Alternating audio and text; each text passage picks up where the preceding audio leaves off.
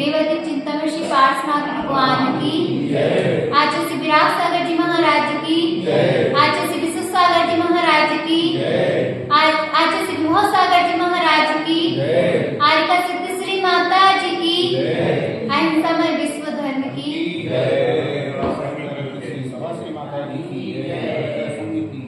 उपदेश का प्रभाव। उपदेश का प्रभाव पड़ता है कि जीव पर? पड़ता है कि नहीं पड़ता? पड़ता है। अगर अच्छा उपदेश मिलता है तो वह अच्छा इंसान बन जाता है, बनता है कि नहीं? और उसको बुरा उपदेश मिलेगा तो कैसा बनेगा? बुरा इंसान बनता है। एक बार एक ब्राह्मण की कन्या एक उद्यान में मुनिराज के दर्शन करने के लिए गई। किसकी करने गई? ब्राह्मण की कन्या मुनिराज के दर्शन करने के लिए सभी जा रहे थे तो वो भी चली गई। अब जैसे ही वह गई तो उधर महाराज जी उपदेश दे रहे थे। क्या दे रहे थे? उपदेश दे रहे थे कि बेटा कुछ ना कुछ छोटे छोटे नियम लेना चाहिए। अब जैसे ही उपदेश दिया महाराज जी ने तो उसके मन में आया कि मुझको भी नियम लेना है। अब वह ब्राह्मण की तो बच्ची थी तो वह थोड़ी सी संकोच के कारण वह बैठी रही। अब जैसे ही बैठी रही तो उपदेश पूरा हो गया तो उसके बाद सभी जने धीरे धीरे से चले गए। अब वह फिर महाराज जी के पास संकोच बस गई, धीरे धीरे पहुंची और महाराज जी से उसने पूछा कि महाराज जी नियम कैसे रहते हैं? क्या पूछा उसने कि महाराज जी नियम कैसे रहते हैं? तो महाराज जी ने बोला कि बेटा जिससे अपन को सबसे ज्यादा दुख होता है ऐसे नियम ले लेना चाहिए। कैसे नियम? जिससे सबसे ज्यादा दुख होता है। तो वह महाराज जी से बोलती, महाराज जी सबसे ज्यादा किसमें दुख होता है? तो उसने बोला, महाराज जी ने बोला कि जो 5 पाप होते हैं। कौन कौन से?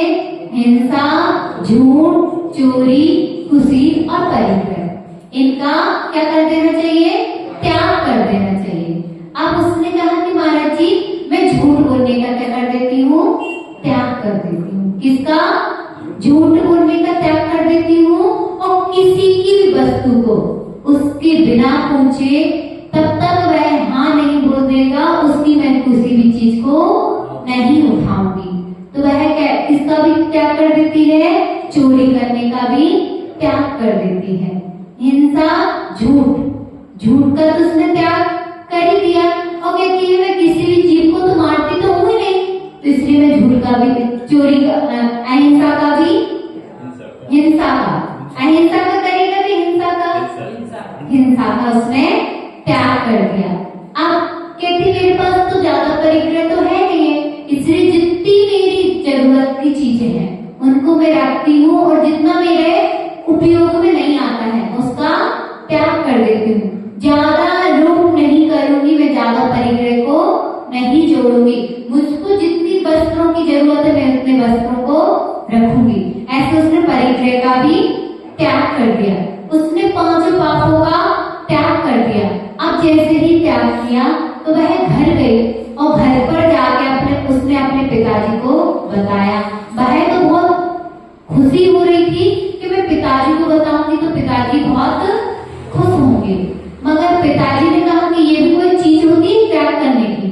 क्या कहा कि पापा मैंने जैन मुनि महाराज के पास गई थी और मैंने यह नियम लिए हैं। तो पापा ने ये भी नहीं पूछा कि बेटी तुमने कौन कौन से नियम लिए हैं। उसने क्या कहा कि आपको नियम नहीं लेने थे। क्या बोला उसने पिताजी ने कि आपको नियम नहीं लेने थे, और उसने पिताजी ने बेटी को डांटना स्टार्ट कर दिया। और फिर पूछा बेटी से पिताजी ने कि आपने कहाँ लिए थे नियम? तो उसने बता दिया कि मैं फलाने उद्यान में गई थी, उधर मुनि महाराज जी बैठे थे और मैंने उनसे नियम लिया था। अब वह पिताजी कहता है कि चलो अपन उनके नियमों को वापस कराते हैं। क्या कहा उसने? क्या आप चलो हमारे साथ और उनके नियमों को वापस कर दो। तो अब पिताजी बोलेगा तो बेटी को तो करना पड़ेगा, क्योंकि नहीं करेगी तो उसको डांट पड़ेगी, डांट भी पड़ सकती है और मार भी पड़ेगी। तो इसलिए उसने कहा ठीक है पिताजी अपन चलते हैं। अब जैसे ही वो रास्ते में जा रही थी तो उसको एक झूठ बोलने के कारण एक व्यक्ति की जीभ क्या हो रही थी, कट रही थी। तो उसने पिताजी से पूछा कि पिताजी ये क्या हो रहा है। उसने क्या पूछा, पिताजी यह क्या हो रहा है, इस व्यक्ति की जीभ क्यों काटी जा रही है। अब क्या पूछती है वो, पिताजी से पूछती है, पिताजी इस व्यक्ति की जीभ क्यों काटी जा रही है। तो वह पिताजी बोलता है कि बेटा इसने किसी न किसी से झूठ बोला है और झूठ पकड़ा गया तो इसको सजा में इसकी जीभ काटी जा रही है। तो अब वह पिताजी से कहती है कि पिताजी मुझको मुनि महाराज जी ने यही तो नियम दिया है कि झूठ नहीं बोलना, तो क्या मैं यह नियम रख लूं। क्या बोलती है वह, क्या मैं यह नियम रख लूं। तो पिताजी कहते हैं हाँ बेटा ये नियम तुम रख लो। क्यों रख लो, क्योंकि झूठ बोलोगे तो हमको भी तो दुख होगा। तो वह एक नियम उसने बचा लिया। अब फिर थोड़ी सी देर और आगे बढ़ती है तो एक व्यक्ति हिंसा करके आया था। क्या करके आया था, हिंसा करके आया था और उसको चौराहे पे बलि दी जा रही थी, उसको लटकाया जा रहा था। तो फिर पूछती पिताजी से कि पिताजी इसको क्यों चौराहे पे लटकाया जा रहा है। तो वह बोलती है कि यह किसी की हिंसा करके आया है, हिंसा करने के कारण इसको आज इसकी सजा मिल रही है। तो वह फिर से कहती है कि मुनिराज ने तो मुझे यही तो नियम दिया है कि किसी की हिंसा नहीं करना। तो वह कहती पिताजी मैं यह नियम भी रख लूं क्या। तो वह कहता है पिताजी कि हाँ तुम ये नियम भी रख सकती हो। तो जैसे ही फिर वो थोड़ा सा आगे बढ़ती है तो उधर किसी ने चोरी की। अब चोरी की है तो अब क्या होगा, उसको सजा दी गई। अब सजा दी गई, उसके हाथ में रस्सी बांध के और उसको घसीटते हुए ला रहे थे। तो उसने पूछा कि पिताजी ये क्या हो रहा है। तो उसने कहा कि बेटा इसने किसी की चोरी की है तो इसको सजा में इसके हाथ पकड़ के इसको घसीटते हुए बाहर ला रहे हैं। तो वह कहती पिताजी मुनि महाराज जी ने मुझे यही तो नियम दिया था कि मुझको चोरी नहीं करना है। क्या चोरी नहीं करना है। तो वह कहती कि पिताजी यह नियम भी मैं रख लूं अपने पास।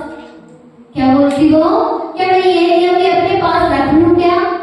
तो जो संस्कारी पिता होते हैं तो वह तो यही चाहेंगे कि हमारी बेटी कभी चोरी ना करे, चाहेंगे क्या नहीं। तो उसने भी कहा कि ठीक है आप ये भी नियम रख रहे। अब जैसे ही उसने चोरी का भी त्याग कर दिया, हाँ झूठ बोलने का भी त्याग कर दिया, अब परिग्रह की बात आती है। अब जब वह फिर थोड़ा सा और आगे चलती है और कहती है पिताजी ये क्या हो रहा है, इसको क्यों हाथ बांध के इसको घर से बाहर निकाल दिया और इसका काला मुंह क्यों करवाया। क्या करवा दिया, इसका काला मुंह क्यों करवाया है।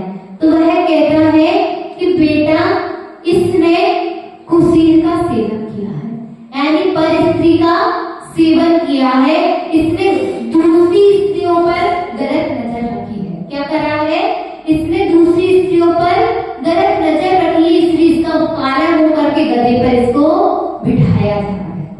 तो वो फिर से कहती पिताजी मुझको मुनि महाराज जी ने यही तो नियम दिया था कि कुसीर का त्याग कर देना, यानी जो पर पुरुष है उसका सेवन नहीं करना। तो वह कहती कि पिताजी मैं यह नियम भी रख लूं क्या। तो वह पिताजी कहता है बेटा रख लो। अब उसके तब जो पांचों नियम दिए थे तो वह पांचों नियम में पिताजी को कोई भी गलती नहीं दिखी।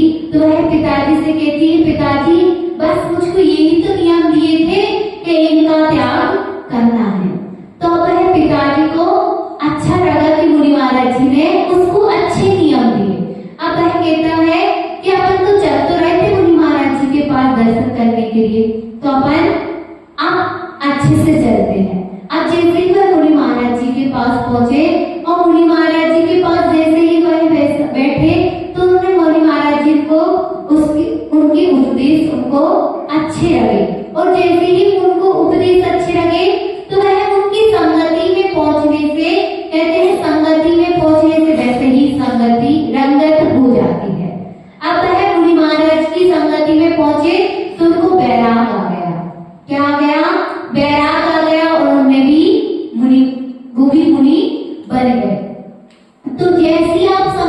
करोगे तो आपकी रंगत भी वैसी हो जाएगी।